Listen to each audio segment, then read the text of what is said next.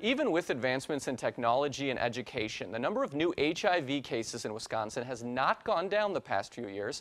Wisconsin reported about 400 new cases of HIV in the past year. News 8's Pauline Lee joins us live in the studio with why that number isn't going down and if we're any closer to a cure. Well, in La Crosse County, the number of new HIV cases reported last year was about double the average. While advancements in medicine have helped people with the disease live longer, we are still far from a cure.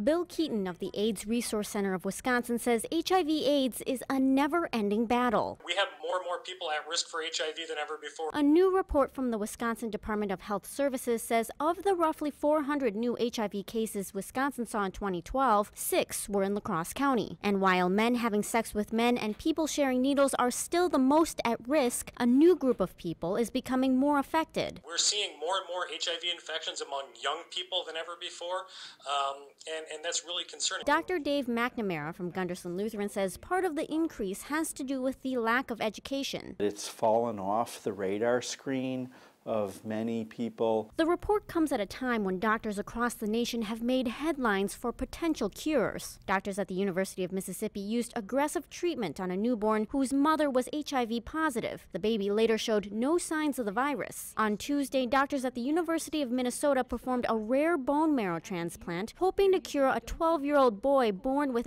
HIV who later developed leukemia. But McNamara says these cases don't mean we're any closer to finding a cure. Those situations are extremely uncommon. The virus itself, it mutates quite rapidly and commonly in its replication. So it's unfortunately much more difficult to make a vaccine for. So while the research for a cure continues, both say more education is needed to reduce the number of new cases.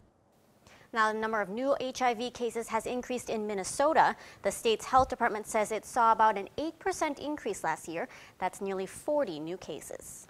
All right, thank you, Pauline. For more information on HIV/AIDS treatment and help, we'll have information on our website at news8000.com.